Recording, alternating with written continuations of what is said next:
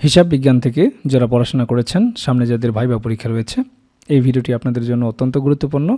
কারণ এই ভিডিওতে আমরা কিছু রিয়েল ভাইবা প্রশ্ন নিয়ে আলোচনা করব। আশা করছি আসন্ন ভাইবা পরীক্ষায় আপনারা এখান থেকে কমন পেয়ে যাবেন।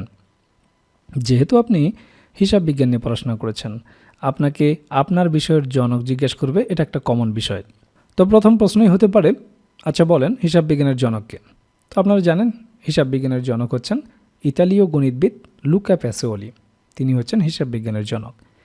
এরপরে আপনাকে জিজ্ঞেস করতে পারে হিসাব বিজ্ঞানের উৎপত্তি কবে হয়েছিল বা হিসাব বিজ্ঞানের উৎপত্তির ইতিহাস সম্পর্কে বলেন। তো আপনি তখন বলতে পারেন লুকা প্যাসিওলি 1494 সালে সুম্মা ডি অ্যারিথমেটিকা প্রপোর্শনালিটা নামক বিখ্যাত গ্রন্থের মাধ্যমে হিসাব বিজ্ঞানের উদ্ভাবন করেন।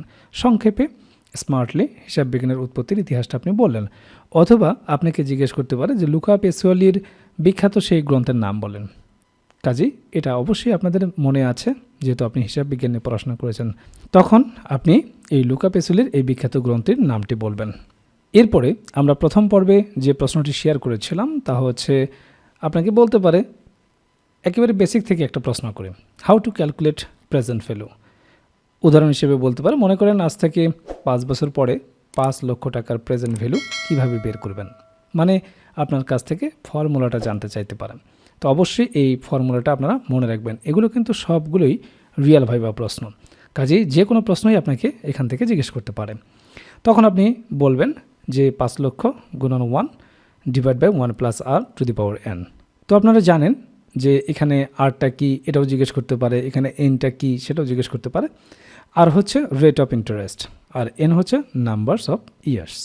এখন যে ডিজিটই বলুক না কেন, 5 বছরের জায়গায় 5 বছর লাগাই দিবেন, অর্থাৎ এনের জায়গায় 5 বছর হবে, কিংবা 3 বছর বললে এনের জায়গায় 3 বছর হবে।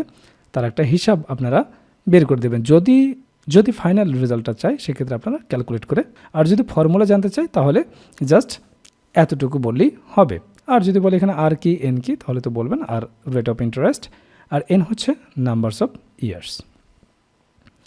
এরপরে আপনাকে জিজ্ঞেস করতে পারে, বলেন তো আন্তর্জাতিক হিসাব বিজ্ঞান দিবস কবে। এটা আপনারা সকলেই জানেন, এটা হচ্ছে 10ই নভেম্বর। এরপরে আপনাকে জিজ্ঞেস করতে পারে হিসাব বিজ্ঞান কয় ভাগে ভাগ করা যায়। হিসাব বিজ্ঞান 2 ভাগে ভাগ করা যায়। এক হচ্ছে আর্থিক হিসাব বিজ্ঞান, আর একটি হচ্ছে বিশেষায়িত হিসাব বিজ্ঞান। এখান থেকে কিন্তু আপনাকে আর্থিক হিসাব বিজ্ঞান কী, বিশেষায়িত হিসাব বিজ্ঞান কী, এই বিষয়গুলো জিজ্ঞেস করতে পারে। এরপরে আপনাকে জিজ্ঞেস করতে পারে, আচ্ছা বলুন তো গোয়িং কনসার্ন প্রিন্সিপাল মানে আসলে কি। একইবারে ভাইবা বোর্ডের খুবই কমন একটি প্রশ্ন, গোয়িং কনসার্ন প্রিন্সিপাল কি। তো আপনারা বলতে পারেন, স্যার গোয়িং কনসার্ন প্রিন্সিপাল মূলত একটি বিজনেস কনসার্ন, যা বর্তমান ফিনান্সিয়াল ইয়ারের পরেও ভবিষ্যতে চলতে থাকবে বলে ধরে নেওয়া হয়। এটা কোনো অর্গানাইজেশনের আর্থিক ভিত্তি বোঝায়, যা সামনের বছরগুলোতে ব্যবসা চলমান থাকার জন্য যথেষ্ট মজবুত। এছাড়াও অনেক সম্পদ ও দায় বর্তমান আর্থিক বছরই শেষ হয়ে যায় না, ফলে সেগুলোর ব্যালেন্স সামনের বছরগুলোতেও টেনে নিতে হয়। এজন্য এই নীতিটি অপরিহার্য। আর এই সম্মিলিত বিষয়টাই হচ্ছে গোয়িং কনসার্ন প্রিন্সিপাল। তো আপনারা দেখলেন ভাইবা বোর্ডে কী ধরনের প্রশ্নগুলো জিজ্ঞেস করা হয়, কোন কোন বিষয় থেকে প্রশ্ন জিজ্ঞেস করা হয়। আর এই বিষয়গুলো নিয়েই আমরা তৈরি করেছি প্রাইমারি ভাইবার জন্য কমপ্লিট একটা প্যাকেজ, যে প্যাকেজে আপনার বিষয়ভিত্তিক ভাইবা প্রশ্ন তো থাকবে, একেবারে রিয়েল ভাইবার আলোকে বিষয়ভিত্তিক নোটটি তৈরি করা হয়েছে। এছাড়াও আপনারা জানেন যে ডিপার্টমেন্টে আপনি ভাইবা দিতে যাবেন, সেই ডিপার্টমেন্ট সম্পর্কে অবশ্যই আপনাকে প্রশ্ন জিজ্ঞেস করতে পারে। তো সেই বিষয় সম্পর্কে একটা ভাইবা নোট থাকবে, প্রাইমারি সম্পর্কিত একটা ভাইবা নোট থাকবে। প্রাইমারি ভাইবাই অবশ্যই আপনাকে অনুবাদ জিজ্ঞেস করবে, অনুবাদের উপর একটা ভাইবা নোট থাকবে, যেগুলো প্র্যাকটিস করে গেলেই যথেষ্ট। এরপর আপনার নিজ জেলা সম্পর্কে অবশ্যই আপনাকে 2-1টি প্রশ্ন জিজ্ঞেস করতে পারে। আপনার জেলা কেন বিখ্যাত, আপনার জেলা দর্শনীয় স্থান কি, আপনার জেলার নামকরণ ইতিহাস কি, বিখ্যাত খাবার কি, ভাষা ও সংস্কৃতি সম্পর্কে জিজ্ঞেস করতে পারে, মুক্তিযুদ্ধে কী অবদান রেখেছিল। নানাবিধ গুরুত্বপূর্ণ প্রশ্ন থেকে আপনাকে 2-4টি প্রশ্ন জিজ্ঞেস করতে পারে। তো সে সম্পর্কিত আপনার জেলার ওপর সুন্দর একটা সাজানো গোছানো নোট থাকবে। এছাড়াও 1947 থেকে শুরু করে বর্তমান সমসাময়িক পর্যন্ত গুরুত্বপূর্ণ বিষয়ের উপর যে সমস্ত প্রশ্নগুলো আপনাকে জিজ্ঞেস করতে পারে, সেই বিষয়গুলো নিয়ে সুন্দরভাবে সাজানো গোছানো একটা সাধারণ জ্ঞান ভাইবা নোট থাকবে। এছাড়াও আপনারা জানেন যে প্রাইমারি ভাইবা বোর্ডে বাংলা ব্যাকরণ এবং সাহিত্য অংশ থেকে বেসিক কিছু প্রশ্ন জিজ্ঞেস করে থাকে, সে বিষয়ে একটি ভাইবা নোট থাকবে। এছাড়াও গণিতের একটি বেসিক ভাইবা নোট থাকবে। আপনারা জানেন যে পাটিগণিত, বীজগণিত এবং জ্যামিতি অংশ থেকে কিছু বেসিক প্রশ্ন জিজ্ঞেস করা হয়। যেহেতু আপনি প্রাইমারির শিক্ষকতা করবেন, একেবারে বেসিক জিনিসগুলো যদি আপনি না বলতে পারেন তাহলে চাকরি পাওয়াটা আপনার জন্য দুষ্কর হয়ে যাবে।